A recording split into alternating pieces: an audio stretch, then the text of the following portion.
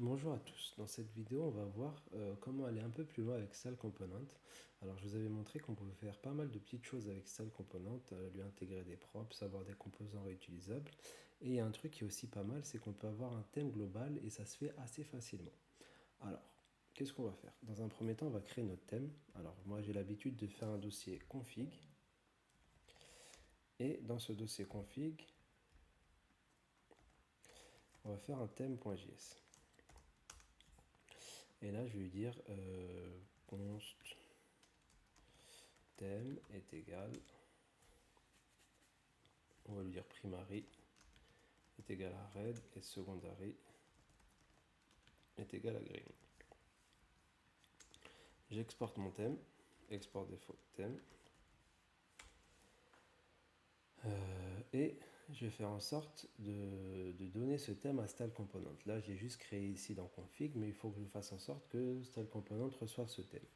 Alors on va aller dans l'app.js, on va prendre la chose qui englobe le plus l'app, on va généralement dans l'app.js, et on va importer thème provider de Style Component. Et on va englober notre app avec. Hop là, alors ça je peux faire ça je peux faire ça, voilà.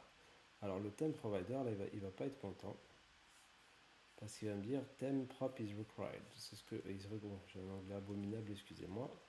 On va import thème, et là je vais lui dire, bah, thème est égal à thème. Voilà, c'est assez facile, voilà. Là il fait plus la gueule, il est content. En faisant ça, j'ai donné à tous mes composants dans mon app, j'ai donné à tous mes composants un accès au thème. Ça veut dire que si jamais je vais ici et que je lui dis, je lui dis, stop là, je vais enlever ça juste pour l'exemple, je vais dire que la background color, ça va être props, props.theme.primary. Tous mes carrés deviennent rouges, je lui dis secondary, tous mes carrés deviennent verts. Alors on peut aller un peu plus loin, mais vous avez vu que c'est déjà super pratique, parce que sur des gros projets, il suffit que le designer dise bah ok, on change de ton, je sais plus, on veut pas ce vert, on veut un vert un peu plus foncé ou un peu plus clair.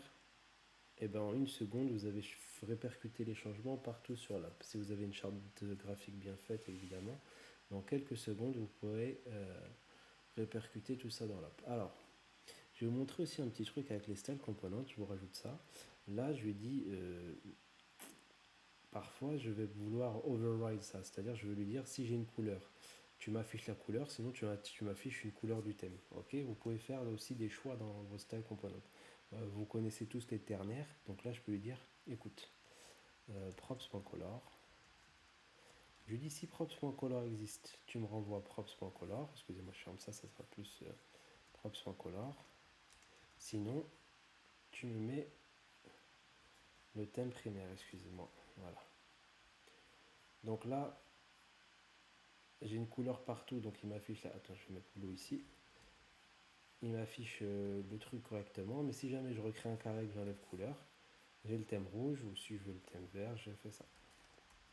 Donc voilà, on peut avoir un truc de base et on peut le customiser, donc on peut avoir une couleur de base. Là, on peut l'écrire en dur, mais je vous l'ai montré avec le thème parce que c'est un peu plus propre. Mais vous pouvez faire en sorte d'avoir, bon, si j'ai pas de couleur par défaut, si j'ai pas de couleur injectée, j'ai une couleur par défaut. Et vous pouvez vous faire une petite bibliothèque de composants avec ces tricks un peu simples, enfin ces astuces un peu simples. Là, je vous montre ça avec des carrés, c'est bateau, mais ça s'applique partout. Vous pouvez mettre la taille d'une font size, mettre une font weight, mettre un font style, vous mettez italic, bold, vous faites ce que vous voulez. Donc, vous pouvez créer vraiment ce que vous voulez ici. Donc voilà, pour le thème, vous avez vu que c'était assez simple. Et je vous demanderai de le faire dans vos grands projets, il me semble. Mais vous pourrez faire en sorte d'avoir un deuxième thème et de le changer. Je vous laisserai chercher un peu pour ça. Vous allez voir que c'est pas très compliqué. Mais voilà, donc c'est à peu près tout. On peut faire pas mal de choses. Donc, ah oui, ça vous permet aussi de faire un thème sombre, un thème clair très facilement, Style Component. Je crois que c'est à peu près tout pour cette vidéo et je vous dis à bientôt. On se retrouve dans une prochaine vidéo.